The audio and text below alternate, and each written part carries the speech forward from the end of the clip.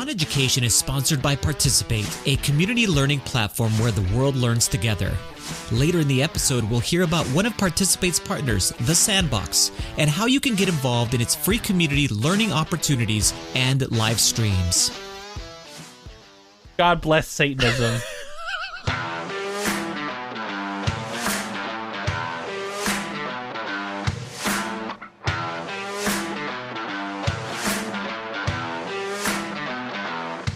Welcome to On Education, part of the On Podcast Media Network. My name is Mike Washburn. And I'm Glenn Irvin. Friends, we have an awesome pod for you today. We will debate the top tech tools for educators, how parents are the new Zoom bombers, and our guest this week is educator and CEO of WhyMaker, Liz Gallo. So, Glenn, ask me what I was doing. I had to. I couldn't resist it.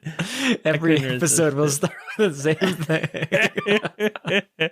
I'll tell you though what I was doing just before we went live.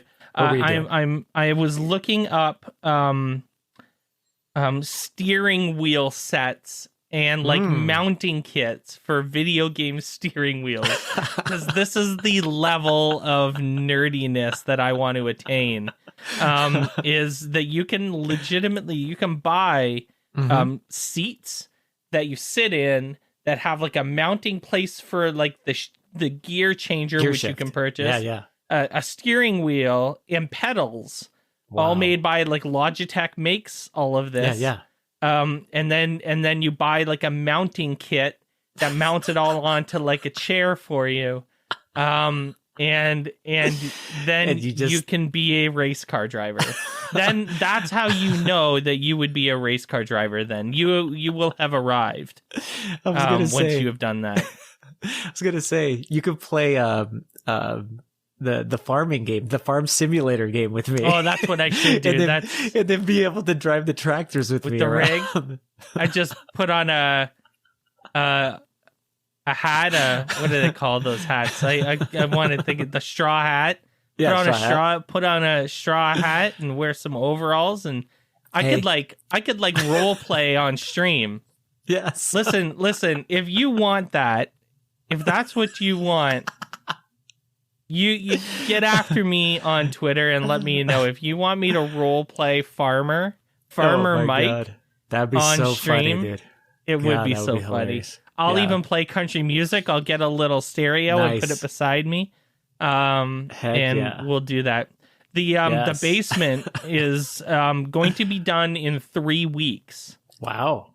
It's coming along. Yeah, man. So they're going to do the prime painting on Wednesday. They're doing like the bathroom tiling and stuff on like Thursday and Friday. I believe all next week is flooring. And then the week after that is like trim and I'm getting like a custom desk. I'm so excited about my desk. Anyways, I'm really excited. And I bought this new lens for my camera that has like the super small depth of field so that the background you can see is blurry behind me. Yes. It looks super dope. So super dope. It looks good. So I'm excited. So it's the ultimate nerd is right here. Yeah, man. Yes. So I will be in the new studio basement studio. And I will be racing cars, almost simulated professionally. cars. That's right. Super fun. So that's exciting. Just a reminder to everybody, we've got new stickers. I'm going to throw Audrey under the bus again and say, if you want a new sticker, she is getting all of the stickers. I literally ordered them and sent them to her. Yes. so that is all Audrey the stickers are going to Audrey. Everybody, you got to follow her.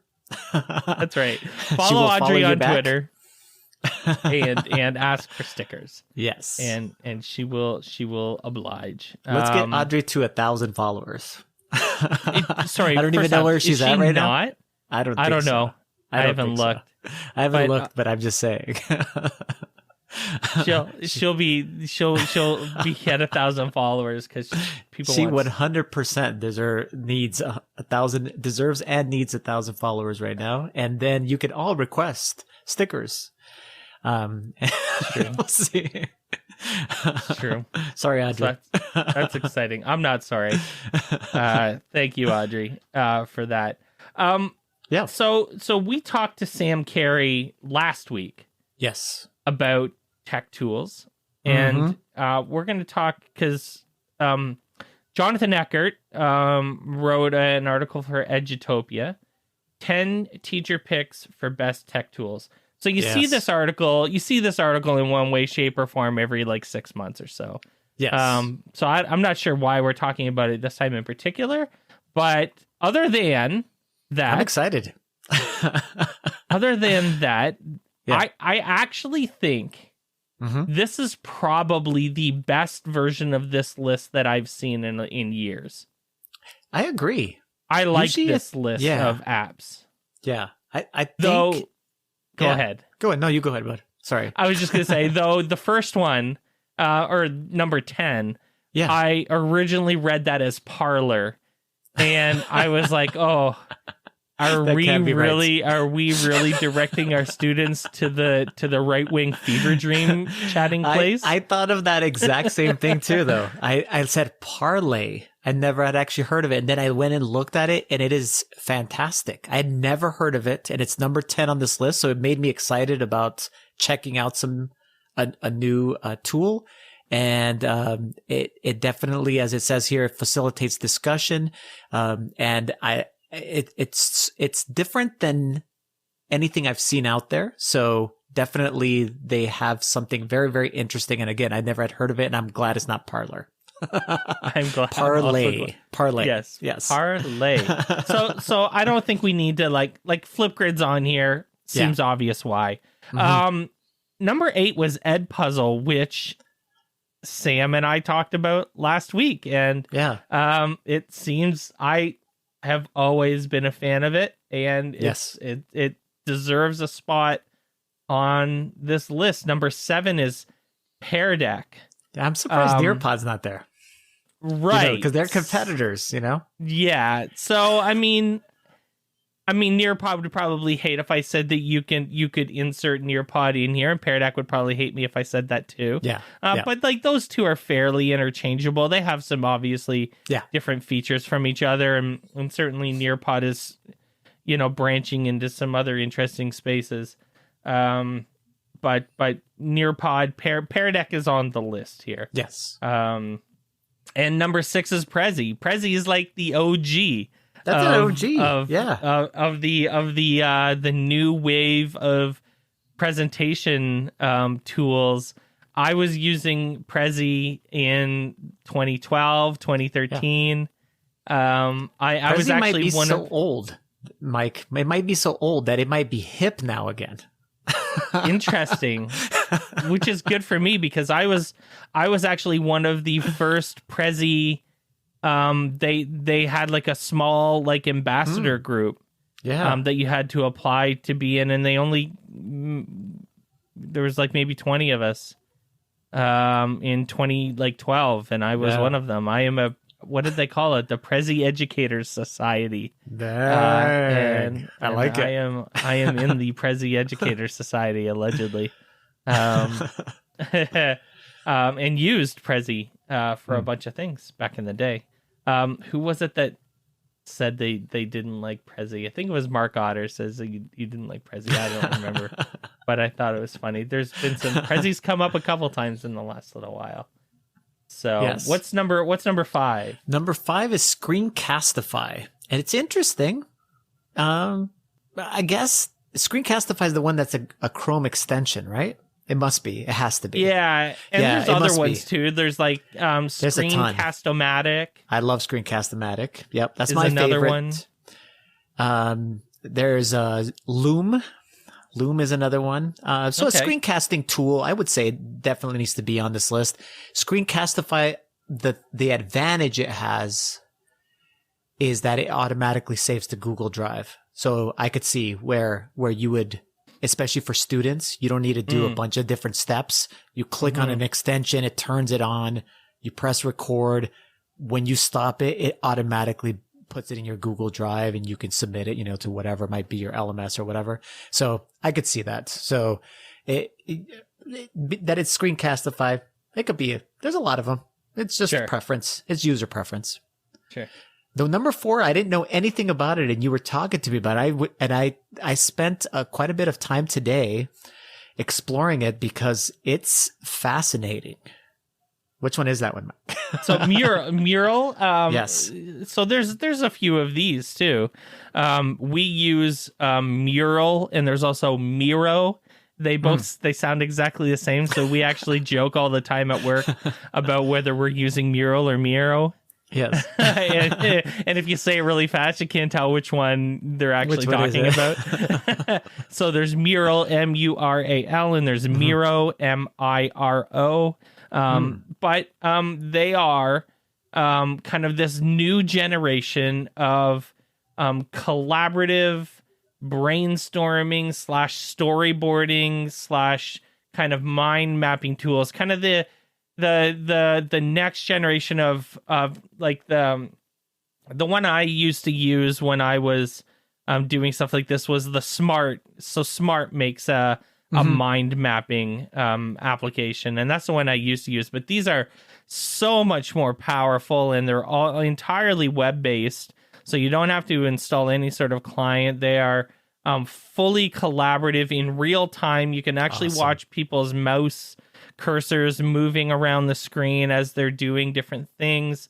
Actually, if you want to see a really interesting demonstration of it, if you go to the Participate YouTube channel and look up the Sandbox live streams that I do every other Thursday, I believe episode 8 of that is the brainstorming. It's the brainstorming episode.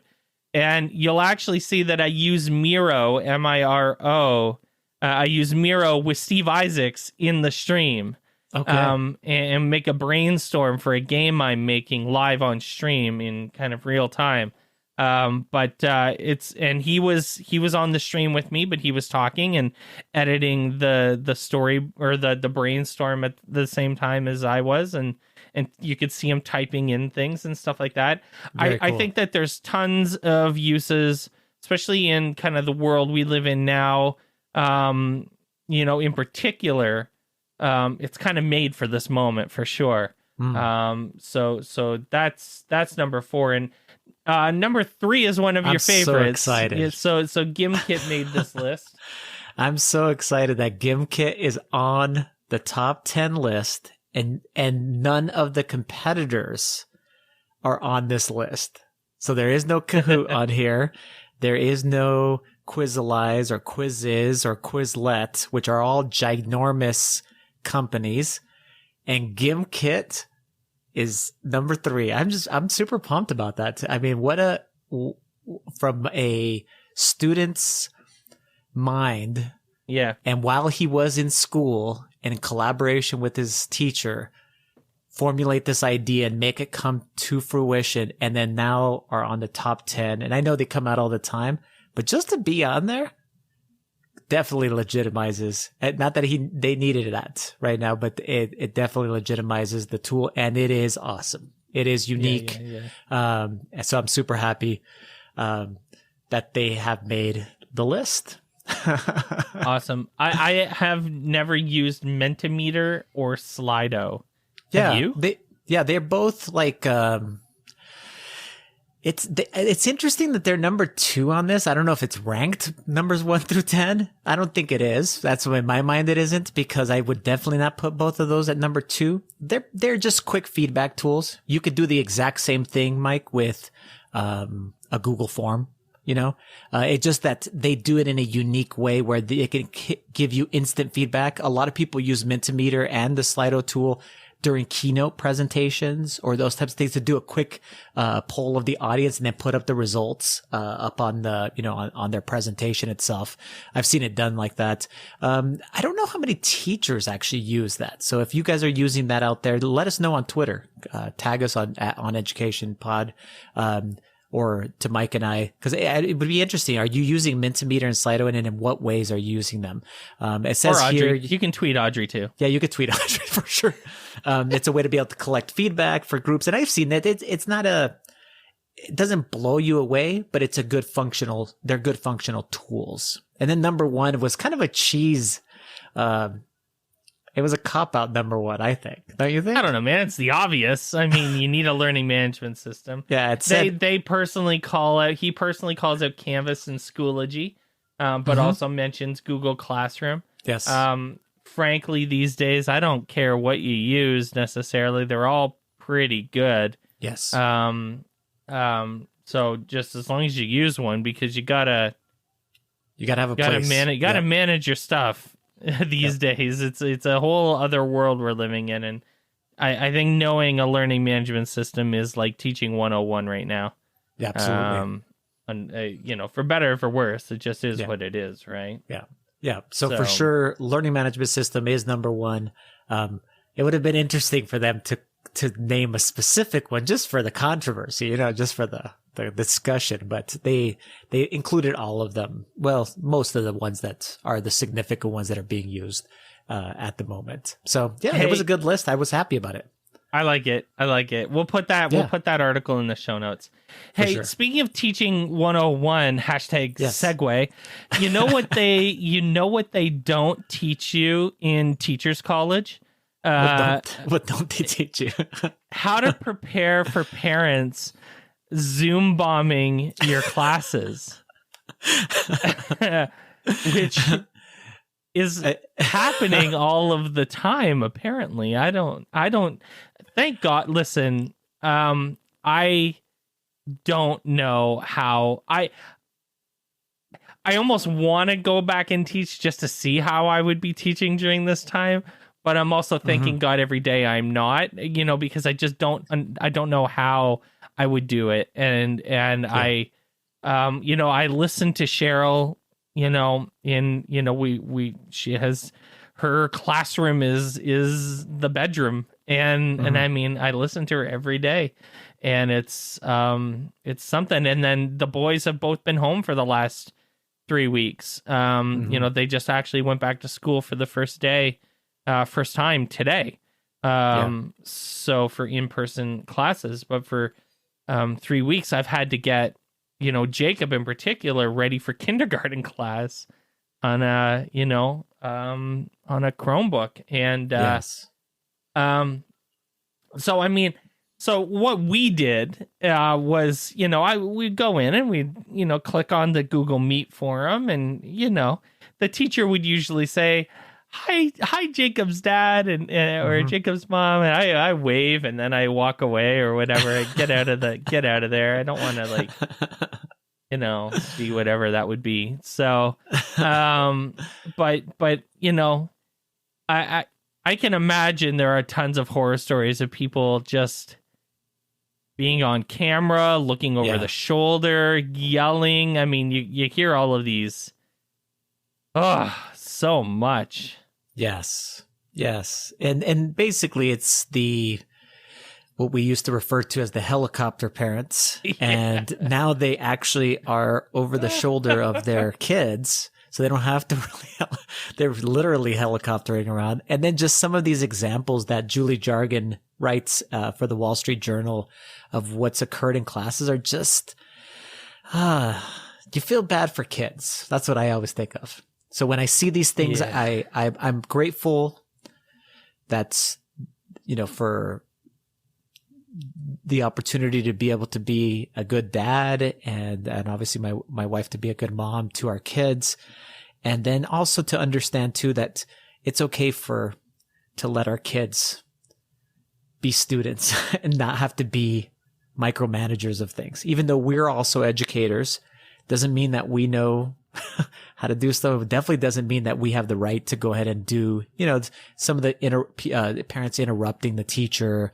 There's cursing in the background and just everything else in between that. We'll make sure we link the article there for you guys, but it does show you though, Mike, it was making me think how it brings to light how different our kids' household, home lives are. Entirely different. And how different education is for kids during these times, how varying levels are. And so it definitely makes me have empathy for our students. And I mean, you just wish that some parents would just stay out of the thing, and let the teachers teach. But some people just can't help themselves. And they've done just some pretty gross things, to teachers or calling out other kids in the class, in the physical classroom. I'm just like, my God. Wow. And then to put the teachers in these precarious situations, teachers are kicking butt and doing an amazing job. And this is just another thing that you have to, get past and be able to go ahead and deal with, and be able to go ahead and manage is a good way to go ahead and put it. I think the pandemic has reminded us that the one thing that the classroom always was a consistent, safe, stable environment for student learning, where, you could come to the same place every day and, your teacher would be there. Yeah. And your friends were there. And you were safe, and every home in every classroom is completely different. Yes. And we've said that a million times, but an article like this reminds you of how different. You could be in upper middle class suburbia school, and you're still going to get a huge disparity between absolutely Anna and Jimmy and Thomas and Johnny all in the class, and their parents and their jobs and their home and where they live and how they access the internet and technology are all going to be entirely different. Yeah. And it's just, I have no desire for teachers to be forced back into the classroom in an unsafe way or an unsafe situation, or in a way that doesn't allow them to feel like they can do their jobs without, the risk of contracting COVID. Yeah. But man, this reminds you how valuable the classroom was as just even the place, right? The actual location was, was way more important for learning than I think maybe we ever gave it credit for. Absolutely. And I would be shocked if 2 years from now, when life sort of returns to some sense of normal, I would want to see a really big push for funding for the buildings. Let's get these places back up to a standard that they should be at, with the reminder that this is the one safe, normal place where our kids go to learn. And the building was way more important than I think we ever thought it was. Absolutely. 100% agree, Mike. So we're going to end on a funny one. Because I'll tell you, this is funny. So we've been talking, we've had a couple guests on in the last month or so, talking a lot about the new Biden administration, and policy and stuff like that. And what has come up a couple times is the topic of school choice. We've talked about that on the podcast quite a bit over the few years. If you've been listening since the beginning, you've heard it come up time and time again from us. But the narrative remains, or the fact is that school choice is a bit of a misnomer in a lot of ways. But most critically, when it comes to religion, and that a lot of the proponents of school choice are proponents of school choice because they want their children to go to a Christian school, specifically a Christian school. There are other schools, most notably there are quite a few, Jewish schools. In Canada, there are quite a few Muslim private schools as well.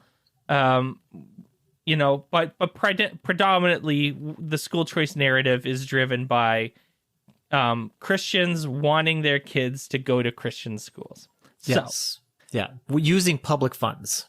Yes. Using public funds. Yes, exactly. Yep.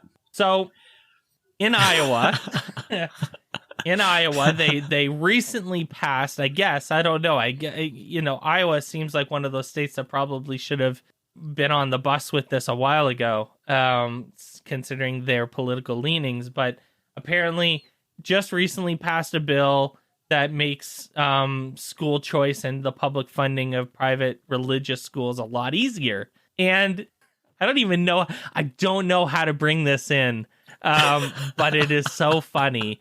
The Iowa Satanic school is celebrating its newfound status under this legislation to create a satanic school, and bless their hearts, because it is the ultimate school choice troll. I love this sentence, Mike. Here it is. Our vision is that families in every district in Iowa will have the opportunity to study Satanism in all its forms. That's the concluding sentence of this of this letter. Oh my God. When I was reading, I was cracking up and just giggling inside as I was, and of course this person is thanking these specific representatives who led the charge for this legislation to pass. And you're right. It's the ultimate troll. Thanking the GOP, the right-wing senators, who obviously, when they think of school choice and of religious freedom in schools, definitely aren't thinking of Satanism. But bless their hearts, they are now supporters of the Iowa Satanic School. I think it's great. I hope that this school actually becomes a real thing, because why not? Because why not? If you're for religion, if you're for religious freedom, you're for religious freedom. Absolutely. For everybody. Yeah. And so there's like we'll put the site on the show notes, so that you can go and see the the curriculum updates article, where they talk about the curriculum and the kind of some of their guiding texts, like the Satanic Bible, which is fantastic. So hey, who knew? I will put it. Hey, God bless religious freedom. I love it. Yes, this is where it's at. Yes. So there we go. We're ending with the Iowa Satanic School. And it is quite great. Speaking of quite great, another great segue. We will be back in just a few minutes, talking to Liz Gallo from WhyMaker. So stay with us. We are building this virtual community of educators who share an interest in game design and teaching new skills. We will use this space to connect, collaborate, and innovate with the Sandbox. That's Sebastian Bourget. He's the co-founder and chief operating officer at the Sandbox. This community is here to provide guidance, support, feedback, and suggestions on how to best use the Sandbox within the context of teaching and learning how to make video games. It allows also to connect experts and educators, bringing together existing creators and members of the Sandbox game platform community with professional educators. The Sandbox community has grown into a vibrant space of 100+ educators. How can you get involved? More to come later in the episode. Welcome back to the podcast, everyone. She's been a STEM and technology educator for over a decade, and she's the CEO of WhyMaker, a STEM professional development company that focuses on cultivating technology-based project plans with teachers to improve students' overall success. Welcome to the podcast, Liz Gallo. Thanks for having me. I'm super excited to be here. Awesome. Well, we're excited to have you.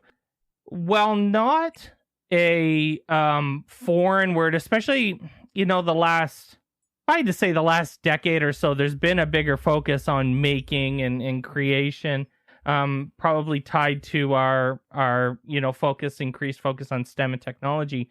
But I want to define the term, I think. So maybe before we get started, could you do us a favor and just define what you would consider what making is in this context, what a maker space is, and what being a maker is in this context? Good questions. People ask all the time. So to me, maker education is the study of how we create and make things in our society and then to solve problems. So when we, work with kids who are making, they are actively creating and working to solve a problem, whether that's, to build a bridge or to help grandma get something down off of the tall shelf. They are working to physically make and create something. And that's when they're being makers, when they're actually doing the building and the creating and the designing. So we believe that education that incorporates making really excites kids. It connects to their natural curiosities, their natural desire to create and explore the worlds around them, and their natural desires to help others. It's, especially now, it's a gift that keeps on giving to our kids who just want some ownership and some control of what they're doing every day. So Liz, often when educators hear the words maker or makerspace, they associate that with technology. Mm-hmm. And so do you need technology to be a maker or to have a makerspace? No, you don't. You don't need technology to have I'm so glad you answered that right. It's a trap.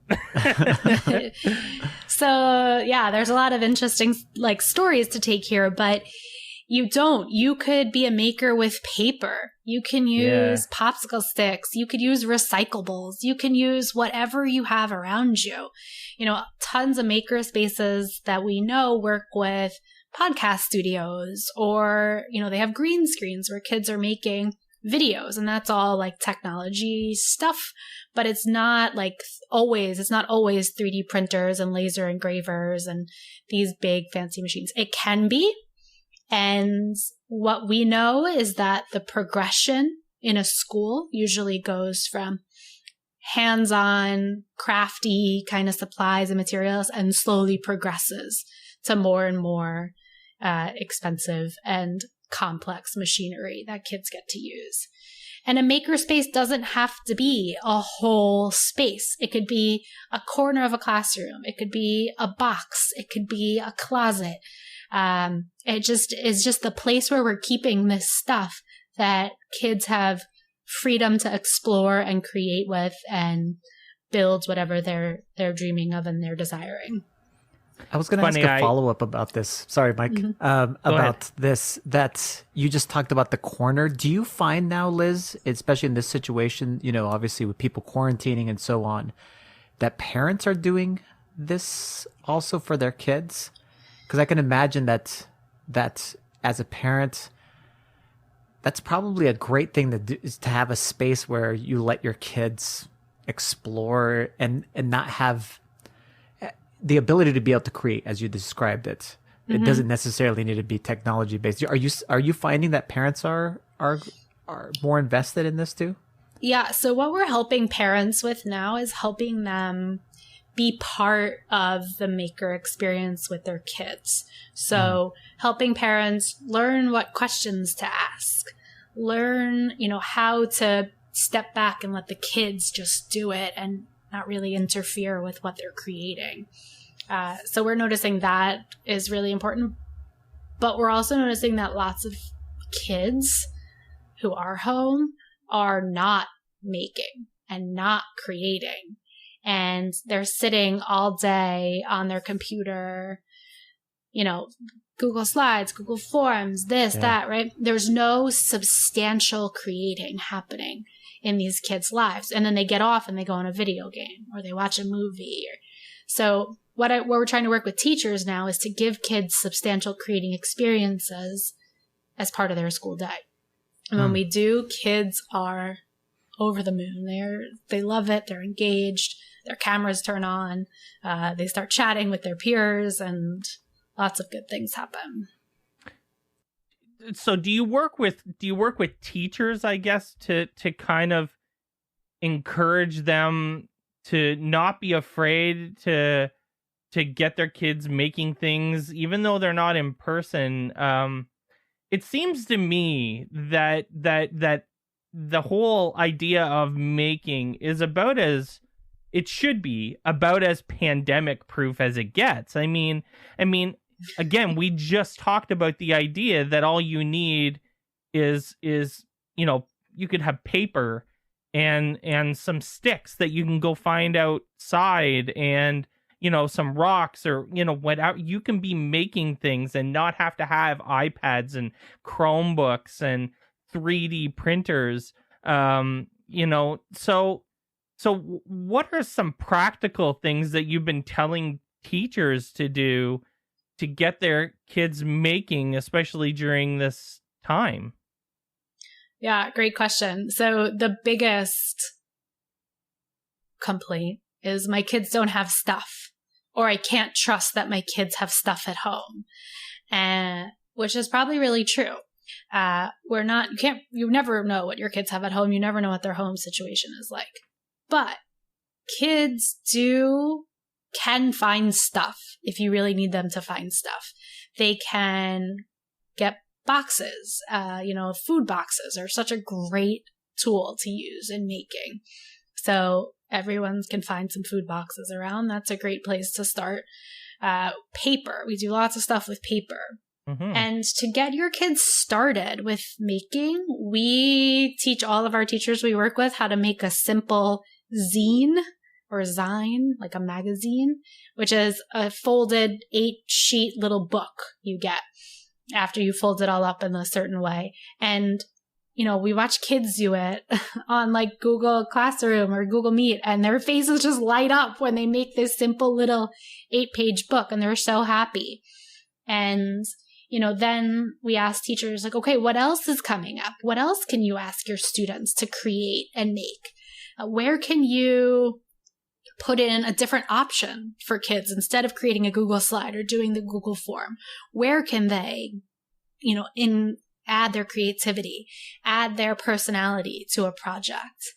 Even things like I was speaking with someone the other day who is an English teacher in a high school, and he said that he's going to ask his students to create like a memorial statue of themselves with stuff from around their house that represents them, and then write a descriptive essay about that.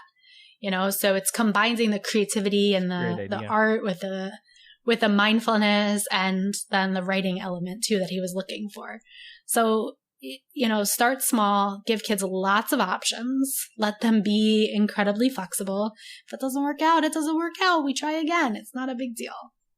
I was going to say, I've never been to Brooklyn, but I imagine there are trees in Brooklyn somewhere. There are. And you can just go for a walk, and there are things. I used to tell my son this kind of stuff all the time when he had to make things for projects. We're lucky in Barrie, Ontario, where I live. There's lots of forests, and there's actually an escarpment area right near my house. So there's walking paths and stuff, and there's always stuff that you can get, sticks and twigs and stuff like that. But I totally agree that there's always things. There's always things. Like you said, cereal boxes, shoe boxes, the newspaper. If you get a newspaper every week, Lord knows you can do something with that. Most people aren't reading them. Your junk mail. Right, your junk mail, your coupons. There's tons of opportunities, and I think it's great that you're teaching teachers to work with their students to take advantage of those materials and reuse them. I want to switch gears just a little, maybe. Liz, engineering has not always been a woman-friendly field, to say the least. And I'm curious, you're the CEO of a company that focuses on engineering and STEM and technology. And I'm curious, do you think that there are unique challenges? And I'll also frame it as, do you think that there are unique opportunities being a woman CEO in a previously and typically male-dominated field? I'm just curious what your thoughts are on where your place in all of this is, and your pathway, how you've gotten to this point with that. Yeah, so engineering is for girls. It's actually a great career choice for girls because engineers help people, and they help the environment, and they help animals. And all the research shows that girls and women tend to focus on careers that help others. So when I speak with girls, when I speak with people who are encouraging girls, remind them all the time that engineers help people.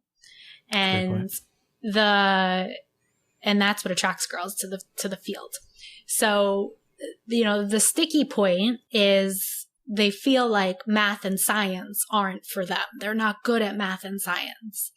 And, there's research studies out there that show what happens when, for example, there's a great study where a group of kids are playing with blocks, and they're probably 7 years old. And it's all boys are crowded around the blocks. And this girl tries to get in, and they keep boxing her out because she's not supposed to play with the blocks. And ultimately she winds up stepping back and learning that girls don't play with blocks. This is a boy's toy.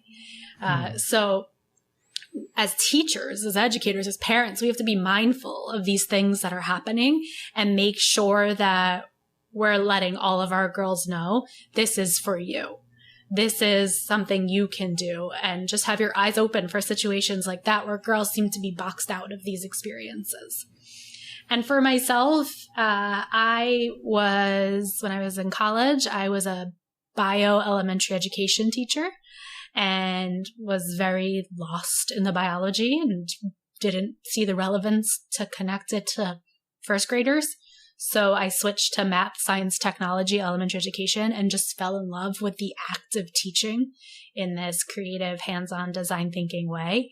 And it's a combination of absolutely loving the act of teaching and loving supporting girls in the way I just spoke about, supporting all kids in the way I just spoke about, and, really teaching kids in a way that is meaningful and is going to change our future if we continue down a path like this.